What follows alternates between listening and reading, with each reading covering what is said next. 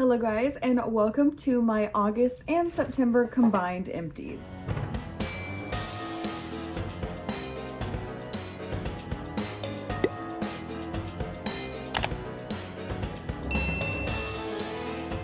So I did not film this video for August, so I have all of my August empties right here for you that I'm going to share, and I have a ton of candles in this one.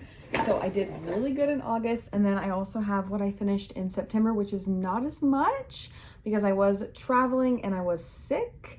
And then I will go over my reads for August and September. I read 5 books total, so I have all of my reviews for those, and that'll be at the end of this video. So let's just get started. So I am in my fall gear, but it is still warm here. Okay, I wanna say I did so good in August. So I finished off 4 candles in August. I was really trying to finish off anything that wasn't seasonal. So I finished off this summer candle. This is Vacation Villa. And this was a really great, fresh, clean, like house scent. So the notes are rich sandalwood, crisp linen, and sea breeze. Just like a really nice, clean house. So I loved this one for the summertime when it was still super, super hot. I finally finished off butter popcorn, buttery popcorn. Sorry, this is a Bath & Body Works candle back from 2022. And I had it in my project waxes for months, years. It's a buttered popcorn candle. The notes are melted butter, fresh popcorn, and sprinkle of sea salt. It's not really one that I would gravitate towards or ever pick up again or ever recommend.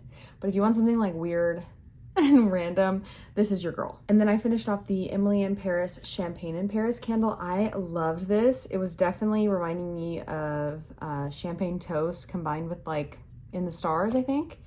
And the notes are champagne spritz, elderberry fizz, and lily of the valley. Really good scent. I loved this one in the bedroom.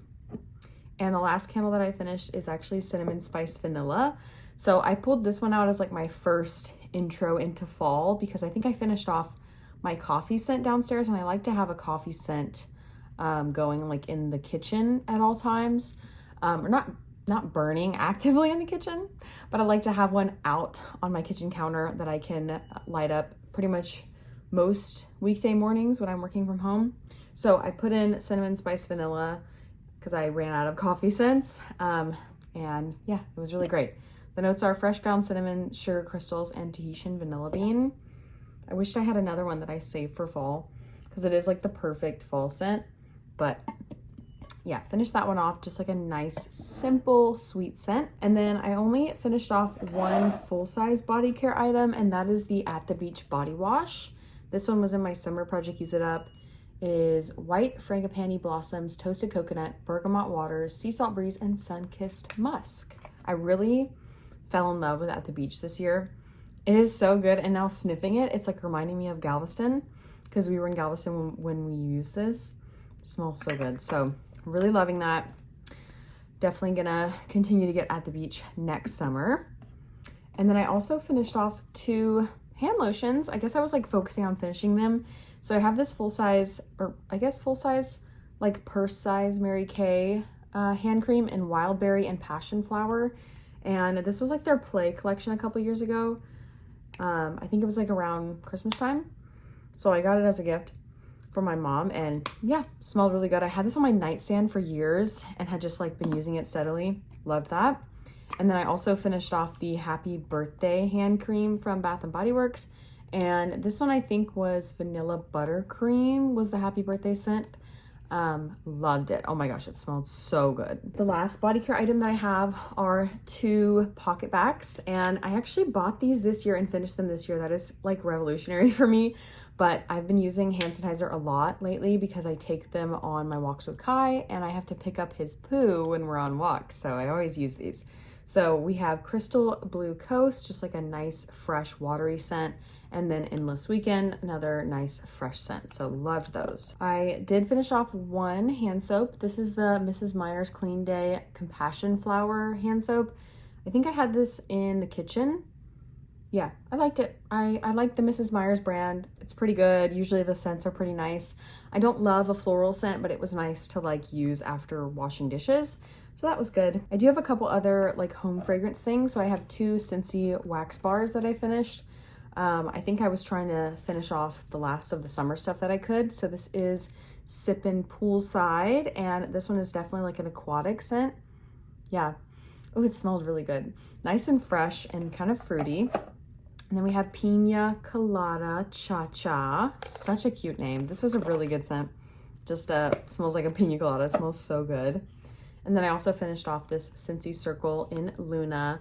This had been in my car for way too long and it didn't smell anymore.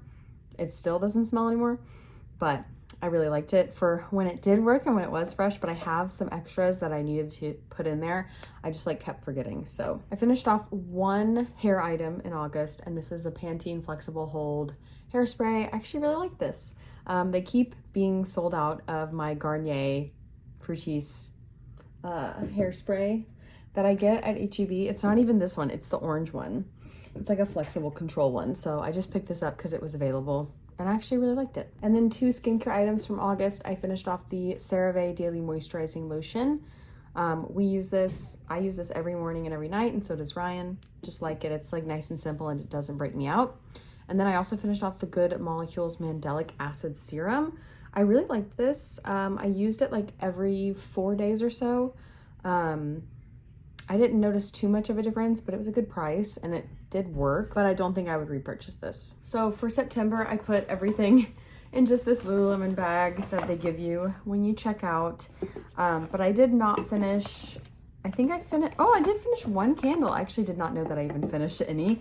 I have not been burning candles. I was gone for almost a full week on a work trip, and then I caught some sort of bug at the work trip, and then I was actually sick the week before that. So it's just kind of a mess.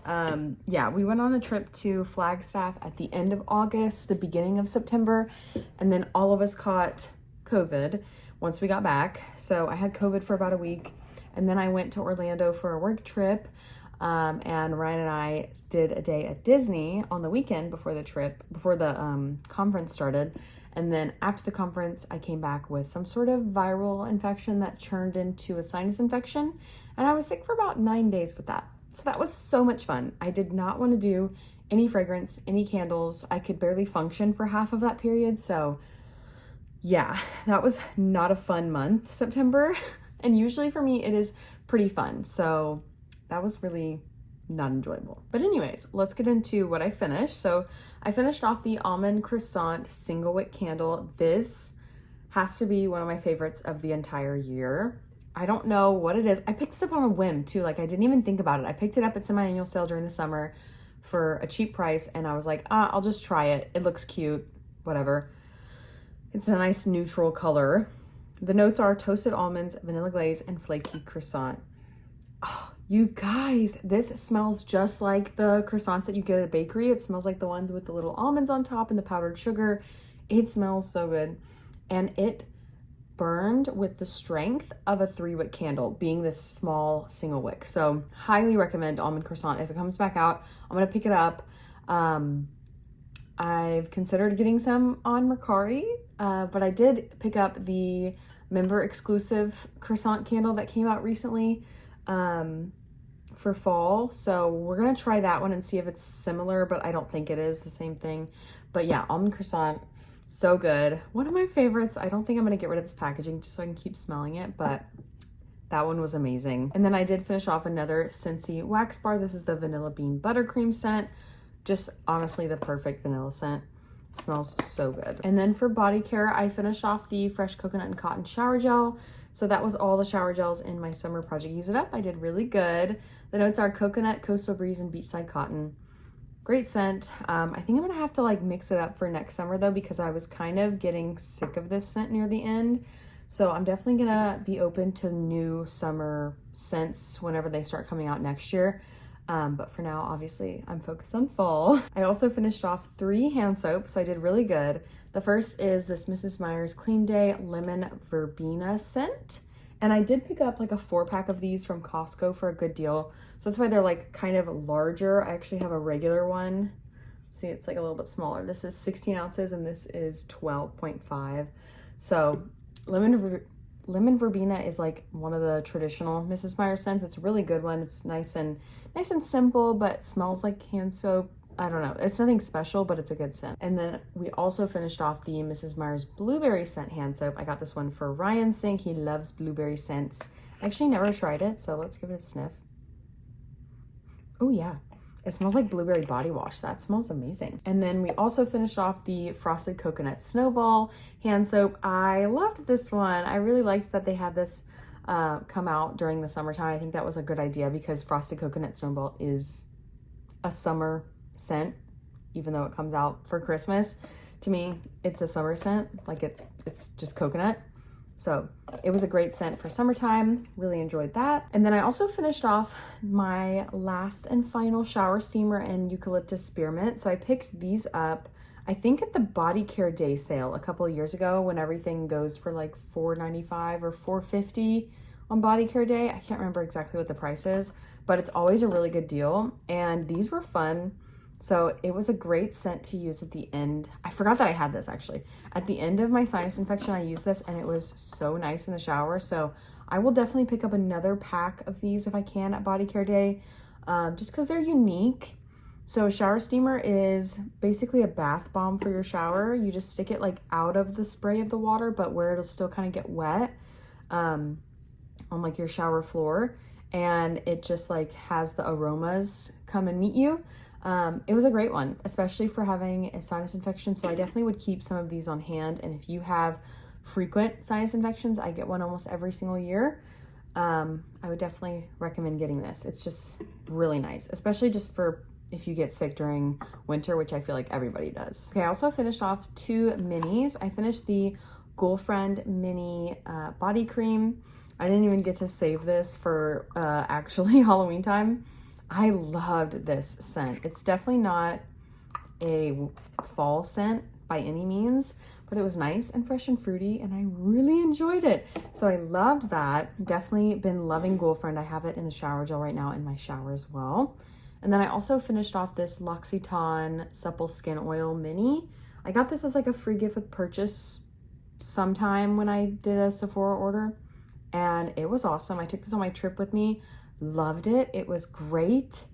I would love to get a full size of this. It was so good, but I know it's expensive. So probably won't get a full size, but I would definitely recommend maybe putting it on like your Christmas list. I know we're starting to think about that since Christmas is coming up. But yeah, really loved this supple skin oil from L'Occitane. Okay, skincare, I have 2 items. I did finish off my Bioma Creamy Jelly Cleanser. Love this. It's such a good cleanser for the morning time. I actually have one from Merit that I'm using right now. That's gonna be my new morning time cleanser, but I really like this one. Definitely not like a stripping cleanser, which is why I like to use it in the morning. Highly recommend Bioma.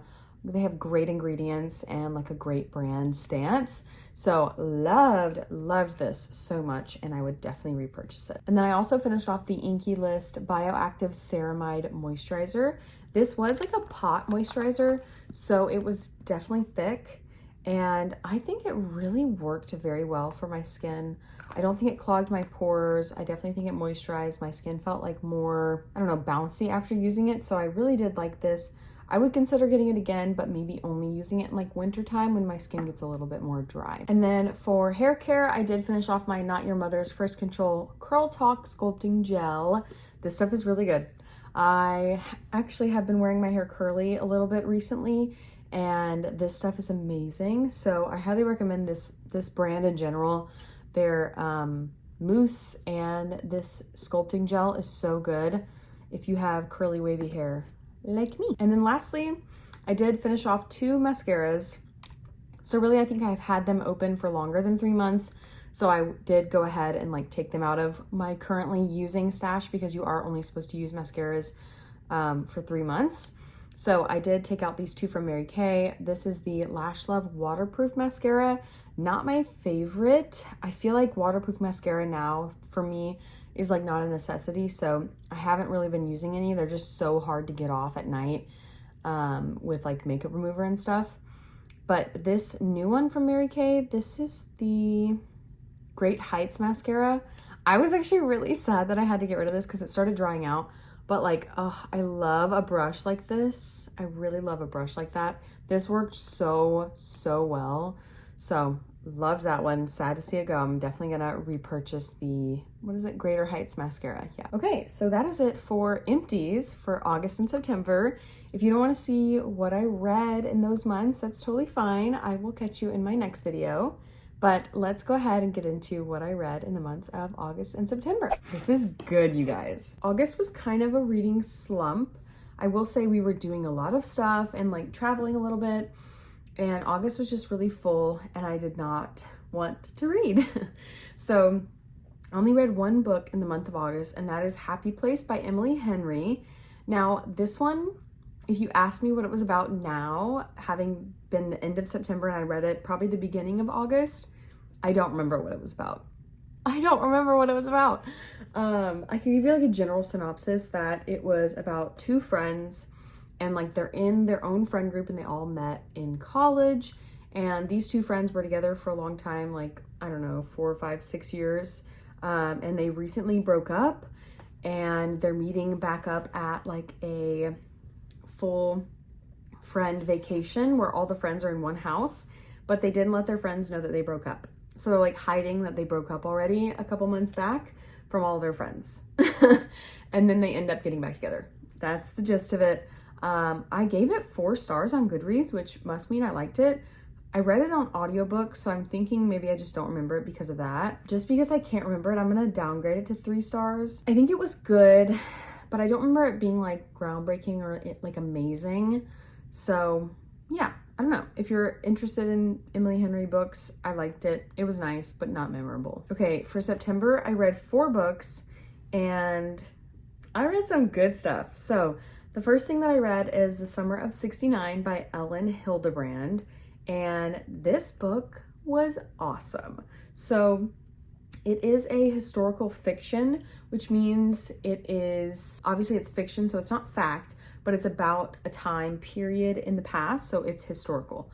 So this one is obviously based around 1969 in the summertime, and it's around this family, and we actually get a perspective of each family member, each sibling, and the mother. We get chapters in everybody's different perspectives. So I loved that. I really like getting different perspectives in books. I think that's a really fun way to keep it entertaining.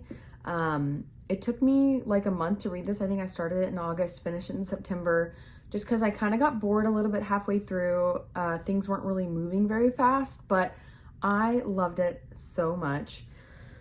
I really enjoyed this time period. It was the start of the Vietnam War, right after the Civil Rights Movement, right during the time where man first stepped onto the moon. So we had all of these big events happening this summer, and the author was talking about like her being a child growing up during that time. It was a very memorable summer for her, or I think she was a teenager or an adult, a young adult during that time, and so she wanted to write a story about that, and I loved it. So one of the siblings was pregnant during the summer, and we get her perspective of being a woman in the late 60s, but being her own person and finally being able to have her own career and her own education, and possibly giving that up for a child, possibly not, and her grappling with that. So I thought that was really important to bring that kind of narrative into modern day, talking about, being an independent woman, having your own career, because we really are like a generation where we're privileged to be able to do that, and not everybody was. So it was kind of like the dichotomy between her and her mother, which her mother never had a career. She only ever took care of the kids in the house. Same with her grandmother. So we got perspectives from all generations on that, and that was great. And then another sister who is kind of rebellious. She marched with Martin Luther King Jr. She is a feminist. She decides to like go off and do her own thing this summer and not go summer with her family on Nantucket, I think is where they go. She goes to Martha's Vineyard instead, and she meets a boy who may or may not be the same race as her, and she kind of has to grapple with that as well. So that one was also a really great perspective on, talking about interracial relationships at that point in time as well. And also talking about like her anti-war thoughts and her perspective on that time period, We also get their brother, who is he volunteered to go to the Vietnam War, so he's literally there, which was really tough and honestly a great perspective to have as well. You know, this is a wartime era, getting his perspective, being there and writing letters to his family and what he thinks about being a soldier on the ground. So that was amazing. We get the perspective of his mom, who has to deal with her son being gone and having to worry about him. And at that point in time, you know, they only have the television, the nightly news to get updates about the war, and they would list off who died every single day. So she has to watch the news every day to see if her son is alive or dead. And it is so bad. Why am I recommending this book to you? No, I loved it. I thought it was amazing perspective. And then the youngest sister, who is a preteen, she just got into puberty during the summer and she's like growing into her own self. So it was great to also get her perspective as a young, you know, teenager, what she's going through and living through during that summer while everybody's doing their own thing. What is she doing as a teenager? And so, yeah, I just honestly loved it. I love being put into a historical place. Like, one of my special interests is history, and I haven't focused too much on the Vietnam War. Honestly, the American education system doesn't teach you that much on it. We don't really focus on it that much in class.